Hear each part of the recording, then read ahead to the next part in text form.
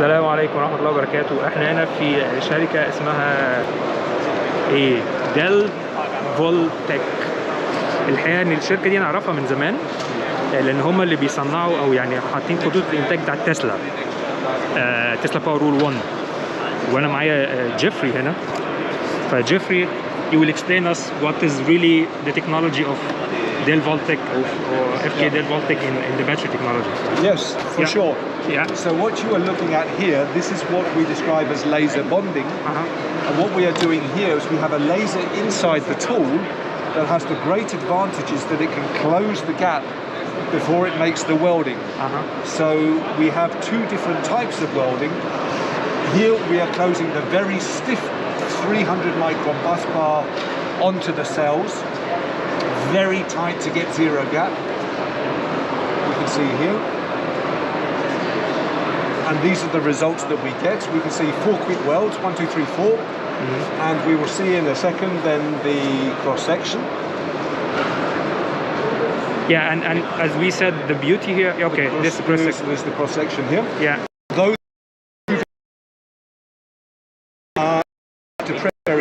have a very accurate process. Yeah. The other type we do is we insert a ribbon and cut. Insert a ribbon and cut. Okay. So these are two types of processes we use. Yeah.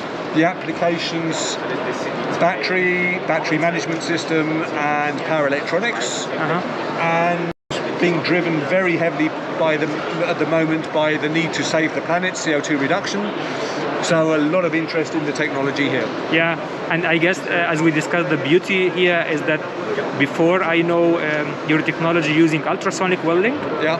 And as we mentioned, maybe ultrasonic will have a bit of disadvantages for cylindrical cells over the lifetime, the aging mechanisms, because you are really shaking the cell with high frequencies at the end. Yeah. And the beauty here is that now we are using,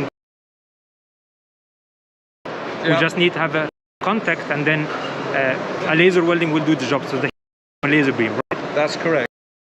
We still sell a lot of ultrasonic wire bonders also for the battery application. Yeah.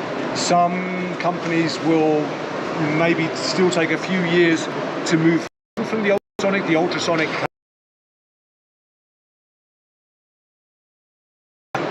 more customers tending towards the laser technology, particularly as for higher volumes. Yeah. If the production is limited to maybe a couple of thousand modules a year, then maybe a wire bonder is better. But the trend is towards the laser, particularly the higher the volumes you're looking to produce. Yeah. But my own advice: use laser instead of ultrasonic with cylindrical cell. So I have to say, buy the new machines. Buy the new machines. Okay. And here we have an example of connecting. Are those 26,650 or 21 cells? Okay. So like a double head, one laser. Yeah. The tool comes down. There will be a second here. The tool comes down, closes the gap, and welds the plus and the minus together. Yeah, here is the plus. Here's the plus. Just a moment, and and it welds them together. Yeah. So, and because they're close together, we can weld them in one go like this. Yeah.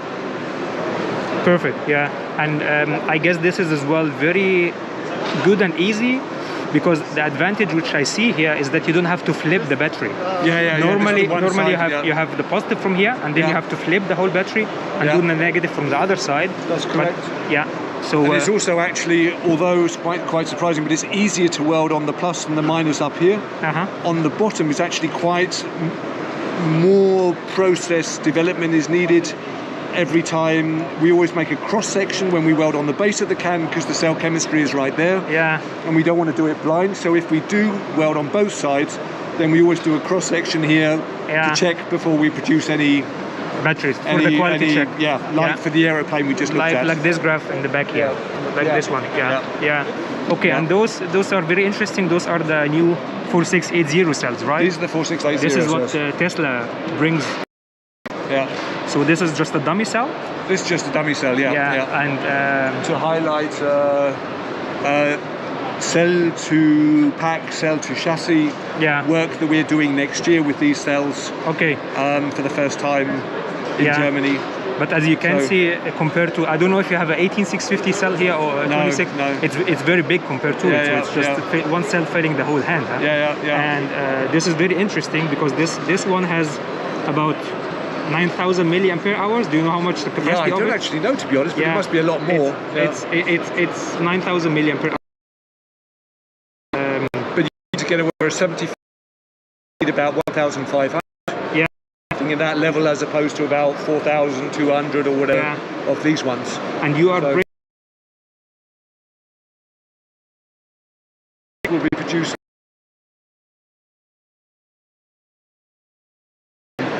I don't know who's producing them, but I mean, there's going to be the common design. Yeah, for a lithium ion cell. For lithium ion cell. Tesla is they are the one announced it. But I guess what Tesla has is the tapless. This is something inside. The structure at the come or when? Well, I mean, we're producing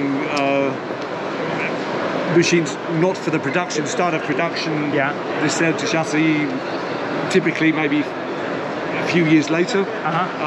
But I mean, obviously the processes need to be developed and whatever, and that's where we're starting the learning curve for cell to chassis. Okay. I mean, it's a learning curve for everybody. There's a lot